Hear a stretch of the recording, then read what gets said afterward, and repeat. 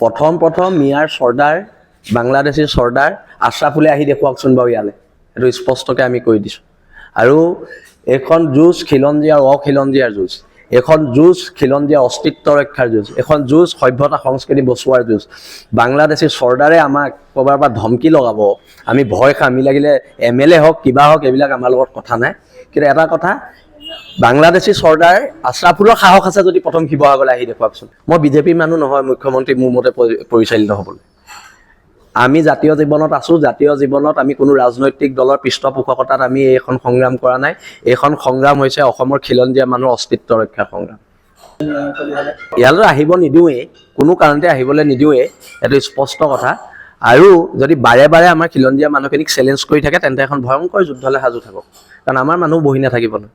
এনেকৈ যদি সদায় খিলঞ্জীয়া মানুহখিনিক হেৰি কৰি থাকিবলৈ হয়, জোকাই থাকিবলৈ হয়, তেতিয়ালৈকে আমি বহি থাকিম, আমিওতো প্ৰতিবাদ কৰিম আৰু ভয়ংকৰ প্ৰতিবাদ হ'ব। আৰু আকৌ কৈছোঁ, আক্ৰমণ যদি কৰাৰ কিবা পৰিকল্পনা হৈছে তেন্তে প্ৰত্যাক্ৰমণৰ বাবে সাজু থাকক, একদম স্পষ্ট কথা। প্ৰথম মিয়াৰ চৰ্দাৰ বাংলাদেশী চৰ্দাৰ আশ্ৰাফুলে আহি দেখুৱাকচোন বাৰু ইয়ালৈ, এইটো স্পষ্টকৈ আমি কৈ দিছোঁ। আৰু এইখন যুঁজ খিলঞ্জীয়া আৰু অখিলঞ্জীয়াৰ যুঁজ, এইখন যুঁজ খিলঞ্জীয়া অস্তিত্ব ৰক্ষাৰ যুঁজ, এখন যুঁজ সভ্যতা সংস্কৃতি বচোৱাৰ যুঁজ। বাংলাদেশী চৰ্দাৰে আমাক ক'ৰবাৰ পৰা ধমকি লগাব, আমি ভয় খাম, আমি লাগিলে MLA হওক কিবা হওক এইবিলাক আমাৰ লগত কথা নাই।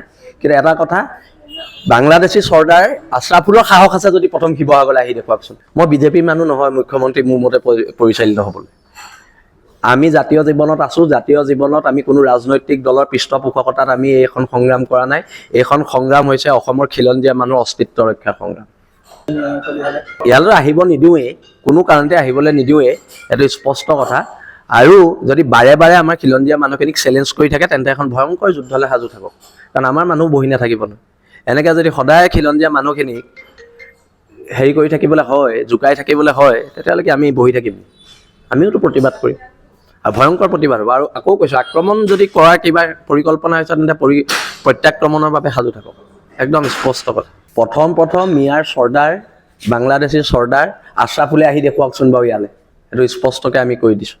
আৰু এইখন যুঁজ খিলঞ্জীয়া আৰু অখিলঞ্জীয়াৰ যুঁজ, এইখন যুঁজ খিলঞ্জীয়া অস্তিত্ব ৰক্ষাৰ যুঁজ, এখন যুঁজ সভ্যতা সংস্কৃতি বচোৱাৰ যুঁজ।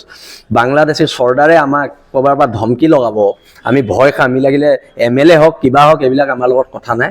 কিন্তু এটা কথা, বাংলাদেশী চৰ্দাৰ আশ্ৰাফুলৰ সাহস আছে যদি প্ৰথম শিৱসাগৰলৈ আহি দেখুৱাকচোন। মই বিজেপিৰ মানুহ নহয় মুখ্যমন্ত্ৰী মোৰ মতে পৰিচালিত হ'বলৈ।